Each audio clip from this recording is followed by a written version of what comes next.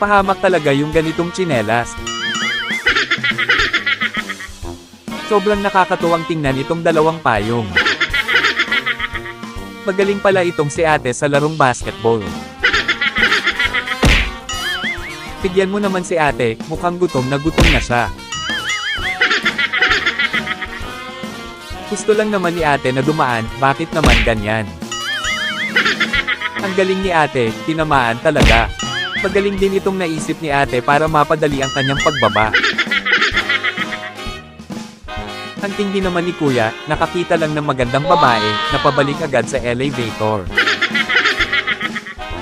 Grabe ang galing naman niya, pero bakit naman ganyan ang reaksyon niya pagkatapos? Wow!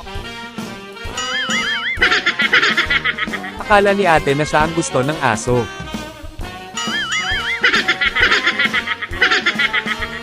Ayos na sana, pero itong si kuya gustong magpasikat, ayan tuloy ang nangyari sa kanya.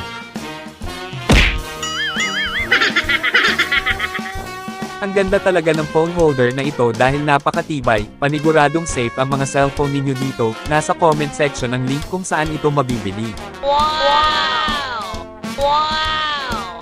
Hindi naman talaga kasalanan ni kuya kung bakit nabasag yung plato. Mukhang hindi natutuwa yung aso sa kanyang sinasakyan.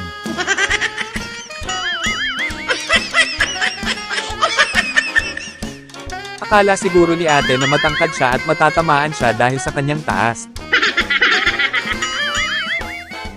Grabe ka naman kuya at inubos mo talaga lahat, magtira ka naman. Hindi ko alam kung sino yung lasing sa kanila, yung driver ba o yung motor niya, ano sa palagay ninyo mga idol?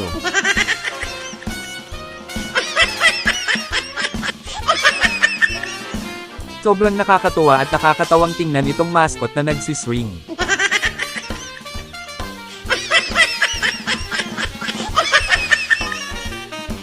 At yung niyaya kang magkape at isang baso lang, pero ganito yung baso.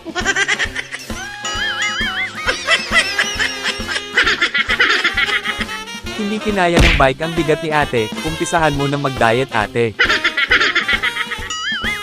Ano ba naman itong si kuya, kakain lang naman pero ang daming pang sinasabi, ayan tuloy na unahan siya ng aso. Hinay-hinay lang, baka matanggal yung gulong mo sa harapan. Ang tunay na kaibigan ay sinusuportahan ang kaligayahan ng kanyang kaibigan.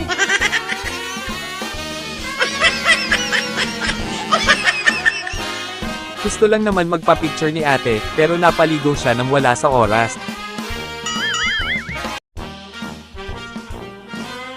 Ang sarap naman ng buhay ni kuya, paupo-upo lang at parang walang problema sa buhay.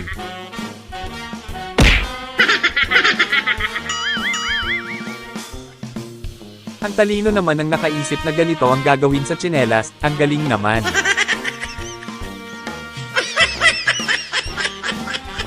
Aba magaling itong si ate, madali lang sa kanya ang paglipat-lipat.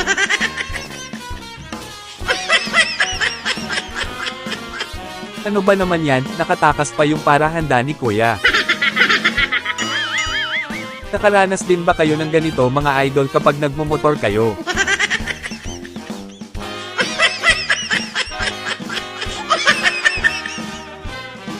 Ito ang matindi, nakakita na ba kayo ng ganitong motor mga idol?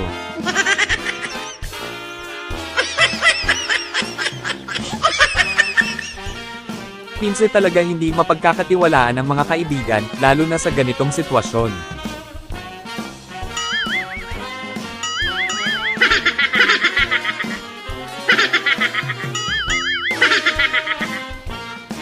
Ang tindi ng tingin ni ate sa cellphone ni kuya, ano kaya ang meron? Ganito ang tunay na kaibigan, gagawin ang lahat para sa ikaliligaya ng kanyang kaibigan. Hindi ko alam kung basketball court ba ito o swimming pool, ano sa tingin ninyo mga idol?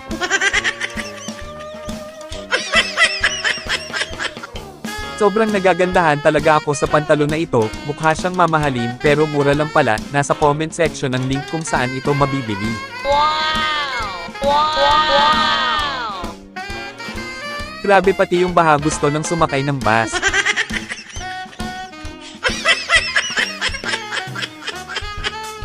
Si kuya na yata ang pinaka-sweet na lalaki, tingnan mo naman yung ginawa kay ate. At yung ikaw lang yung naiiba sa mga kaibigan mo. Wow! Wow! Ang ganda naman ng helmet ni ate, ano kayang brand ng helmet ang gamit ni ate? Ang sarap naman talagang mangisda lalo na kapag ganito ang gamit mo sa paghuli ng isda. Wow!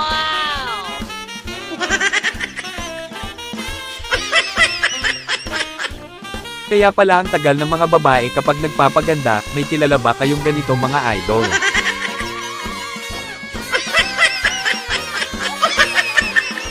Ang talino ng nakaisip nito, walang makakapigil sa kanila na maglaro.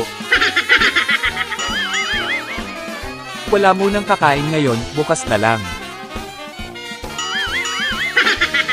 Tuwang-tuwa naman si ate sa elepante.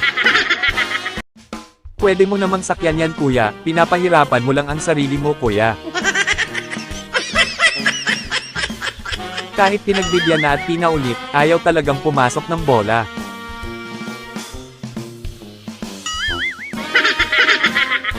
At yung hindi mo na kailangang tumalon para lang may block yung bola.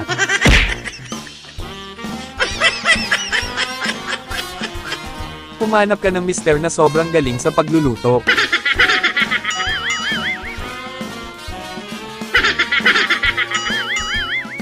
Ang galing naman ng karton na ito sumayaw, ngayon lang ako nakakita ng ganito.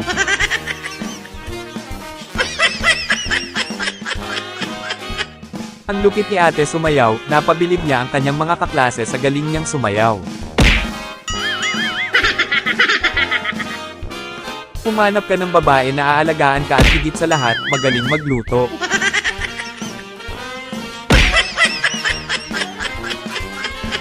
Long ride daw kayo tapos ganitong bike ang gagamitin mo.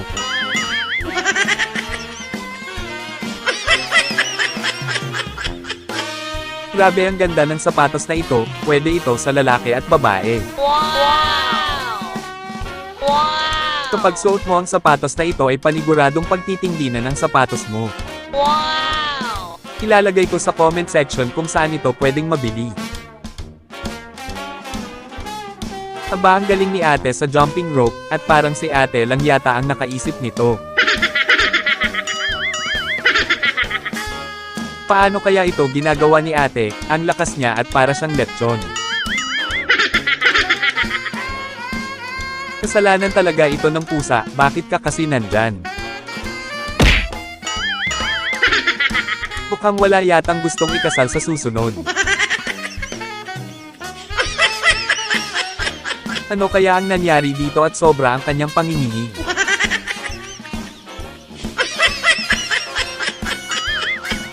Ito na yata ang pinakamabilis na wiper na nakita ko. Sobrang nakakatuwa ang ginagawa ni ate, masubukan nga yung ginagawa ni ate kapag nakapag-beach ako.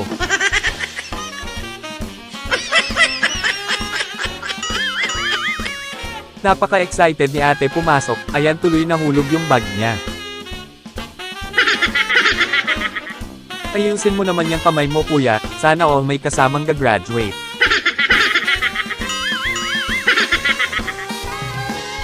Ano ba naman itong si ate ang bilis maglakad at hindi tumitingin sa kanyang dinadaanan?